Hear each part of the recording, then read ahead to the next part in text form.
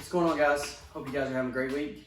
Hope everybody's enjoying their shirts. Our 3 o'clock class, as you might have saw on social media, rocked those during the workout, and they crushed the workout too. So it was really fun to see everybody, supporting and wearing those t-shirts. Kind of very proud of those. So hopefully, maybe in the future we have another rollout of t-shirts, different maybe style shirt or something like that. If you got any ideas, shoot them our way. But let's talk about the Wednesday workout real quick, guys. We got a chipper style workout, which basically kind of means you're kind of chipping your way through it, kind of marking off one as you go to get things done. Obviously, it seems like a lot of moving parts, but it's just 3 separate movements. We're going to start off with 50 jumping jacks. From there, we're going to go into 30 air squats. And then we're going to go into 30 dumbbell deadlifts. But if you have objects, water bottles, water jugs, cement blocks, whatever you got around the house that you could support weight and you could do some sort of deadlift with, do so. This should be a moderate weight, nothing too heavy, nothing too light, but something that you should be able to do maybe a few sets here. This should be a maximum amount of 3 sets in order to get those 30 deadlifts done. But that gives you some sort of idea as to what kind of the weight should be. Obviously, if we're doing sets of 5, it's probably too heavy. Sets of 10 would be perfectly fine. But if you can push the boundaries to get it done in 2 sets, that's fantastic. But from there, we're kind of cycling through. But some of the rep ranges do come down a little bit. We go into 40 jumping jacks, 30 air squats. Those stay the same throughout this workout. But 40 jumping jacks, 30 air squats. We're decreasing those dumbbell deadlifts down to 20.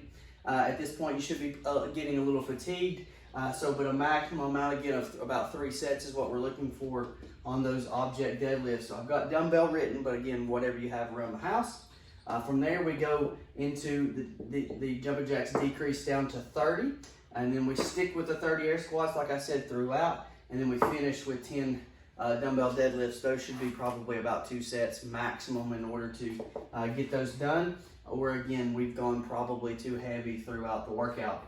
This should be pretty quick in that the jumping jacks should be fluid throughout. Our air squats, we're kind of just getting one done at a time. Maybe if we do a pause repetition at the top before we go down, and we just kind of cycle through these kind of methodically and kind of gearing up to have proper form and technique, good flat back, tight tummy, squeezing the butt at the top, standing very tall, big chest with each repetition before we lower the weight back down. Because these are dumbbells, there's an extra range of motion there to touch the dumbbell heads to the floor. So be cautious with that, because if we had a barbell with nice plates on each end, there's a less of a range of motion there that you have to get to, because those plates are going to touch the floor. But because it's a dumbbell in our hands, there's a few more inches of range of motion that we have to kind of work through. Make sure we're dipping those hips down, using our legs. The old adage, lift with your legs, not your back, kind of here, as we want to still kind of keep a big chest, but we also want to drop our hips a little bit to support our low back, so we're not hip hinging with each one of these repetitions. Okay, again, make sure that we're hitting our depth that's comfortable with our air squat. If we need a target to go to, whether it's a large medicine ball underneath our feet in order to hit our depth, or if we need to shorten that depth in order to sit down on a chair, tapping the chair and coming back up, that's absolutely fine. If you're not a big fan of jumping jacks because of the in and out motion, you can do a line hops or something along those lines. But I do want, this should be getting your heart rate elevated a little bit, and then you're trying to manage that with those air squats, and then trying to tackle those dumbbell deadlifts with precision.